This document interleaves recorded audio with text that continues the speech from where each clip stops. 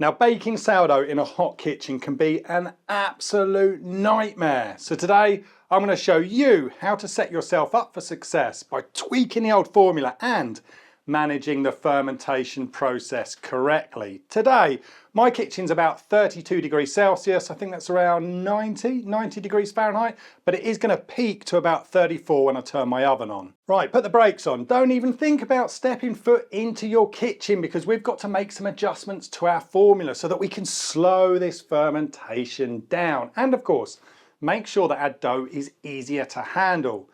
Now, this is a formula that I've been using throughout the winter to make a very simple everyday sourdough loaf. And for the purpose of this video, we want to focus on the amount of leaven that we add to our dough and of course the dough hydration. If I was to use 20% of leaven in a 32-degree kitchen, I'm guessing my dough would turn to soup pretty quickly. So I'm going to reduce it down to 15%. That's going to extend our fermentation a little and give the dough a bit more time to build some strength. Now remember, the dough is going to feel softer when it's warmer. So to counterbalance that, I'm going to reduce the hydration down from 78 to 72%. That's going to stiffen the dough. Again, making it easier to handle. Remember, there's no magic formula. There is absolutely no one size that fits all. You need to experiment while tweaking your own formula to see what works for you.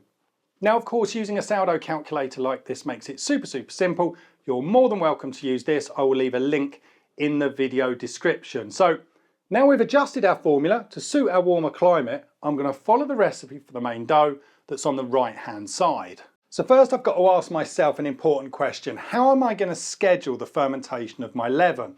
I normally ferment it overnight, but at 30+C it would just turn to soup. And even if I could make it work, the leaven would then be at room temperature. So when I make the dough, it will boost the temperature. So in this scenario, I like to make the leaven the day before. I leave it to ferment at room temperature.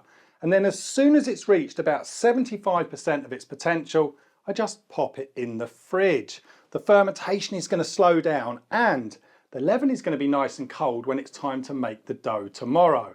Plus, in higher temperatures, I'd suggest using a small amount of starter to inoculate your leaven. Here I'm using 4 grams of starter, 40 grams of water and 40 grams of flour. Right, so it's the next morning and it's time to mix our dough. So into my bowl goes 379 grams of strong white bread flour, followed by 46 grams of whole wheat flour. Now they just get a quick blend with a spoon. Now in this separate bowl, I'm adding 297 grams of cold water from the fridge, and then I'm going to stir in 9 grams of sea salt until it's well dissolved.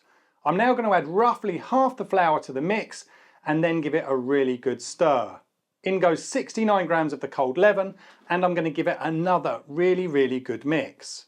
Now the rest of the flour can be added. We're going to fold everything together with a spoon, and then as soon as it becomes too stiff, we simply wet our hand and then complete the mixing using our digits. Now, using cold water from the fridge and the cold leaven drops the temperature of our dough. This is going to make the final mix and the lamination a hell of a lot easier. And as I mentioned before, it's going to slow our fermentation down a little, giving that dough just a bit more time to build some strength.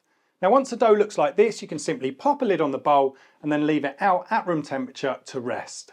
Right, now the longer this dough sits at room temperature, the warmer it's going to get. And of course, the harder it becomes to handle. So we want to make use of the cooler dough temperature while it lasts. So this dough has only rested for 15 minutes before I give it a final mix by hand.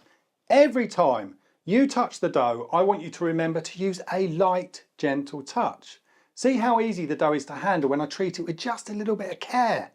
The moment I start to apply too much force, I start to break that dough down and it becomes sticky. When it's warmer, we have got far less wiggle room, so treat that dough with a bit of respect. Now don't play with this for too long. As soon as you're confident that it's well mixed, I want you to get it balled up and get it back into the bowl. It's now going to sit out covered at room temperature. Right, so I'm going to give this a very quick lamination. Now, stretching this in the bowl may make sense when it's a little bit warmer, but personally, I just prefer giving this a really thorough stretch on my bench. But you do what you do, whichever works best for you. Now, it's only been an hour since I mixed the dough, and I can tell you it does not feel cool anymore. So any benefit from mixing a cooler dough has now vanished, and this process, well, it's going to start to speed up. So we want to get any stretching or laminating done early before our dough gets too warm, and we want to resist the urge to play with it too much during bulk fermentation. The dough's obviously got the potential to be stickier, so I lightly spray my bench with water, and I'm going to work quickly and with a light touch. Now I can really feel the benefit of reducing that hydration. The dough feels very similar to the normal 78% hydration. I guess maybe a touch stickier, but it's easy to handle. Don't forget, work quickly, use a light touch, and get that dough back in the bowl as quickly as possible. Now we're going to leave this to ferment at room temperature, but we are going to watch this like a hawk because it's going to ferment quickly, and we want to catch this when it increases by about 50 to 60% and no more.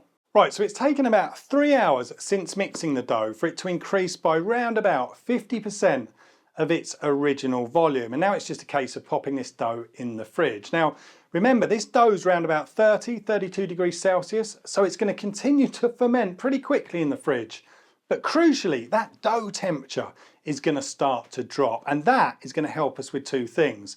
The dough is going to be easier to handle when we shape it, and we run less risk of the dough overproving while it's in the basket. Now, finding the right moment to pop this in the fridge, well, it takes a bit of getting used to, but with practice, you'll get the hang of it. Right, so the dough has been bulk fermenting and of course cooling down in the fridge for the last couple of hours, and it's increased in volume by around 70%. Now, I've been planning to let this go just a little bit more, but as you can see, the dough is flattened off and it feels a touch sticky. So I'm going to begin the shaping process now. Now, remember, you can't always stick to your plan. Baking sourdough is very similar to playing chess. You might have one plan of attack, but you need to adjust depending on what your opponent is up to, and it is exactly the same thing with the dough. Now remember, although this dough is cooler, we still need to be careful. You can see just how fluid it is. And because the dough has spread out, I'm going to fold the dough up and then shape it into a ball, just to introduce a touch more strength before the final shape. I'm simply going to pop this back in the fridge and it's going to rest for 15 minutes. Now we can get the final shape done. Now we don't want to waste any time playing around with this dough.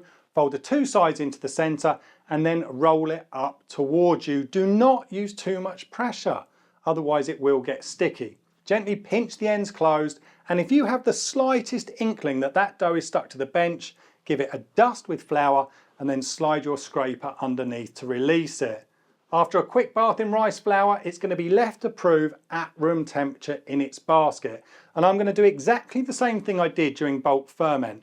I'm going to cut that ambient proof short and then leave it to finish in the fridge.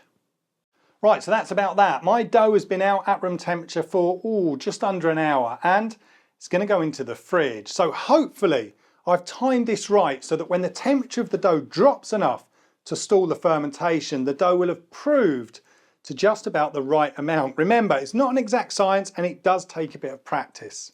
Right, so it's the next day, and as you can see, the dough has continued to prove in the fridge, but did it go too far? Well, we are going to find out very, very soon. Now, after a quick score, the dough is going to be baked on a baking stone that's been preheated to 220 degrees Celsius. It's going to bake for 20 minutes covered with a large pan and then bake for another 25 minutes uncovered. Now, I bet you're wondering why I didn't give you any dough temperatures and I didn't give you any fermentation times. Well, I was a little bit vague, wasn't I? Well, it was for good reason.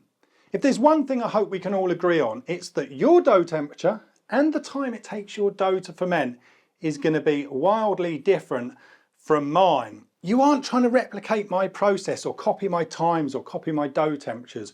You're trying to figure out how your dough's behaving and what adjustments you need to make that are unique to your ingredients and your environment. It's a case of balancing each stage while preparing for the next. Can you see how my loaf kind of flattened off and the crumb's a bit tight? Well, that's because it overproved a touch in the basket. So next time I'll either extend the cold bulk fermentation period or reduce the ambient proof time, or maybe a combination of both. We need to constantly assess and think about how we can tweak our process to improve. Now, for those wondering about flavour profile, I don't think I can detect too much difference from the same kind of dough fermented at 25 degrees Celsius. Perhaps it's a touch more sour, but debatable. Right, I am sure you've had enough of me by now, so I'm going to bid you farewell. Say a huge thank you for watching. I'll see you again very soon. Stay tuned.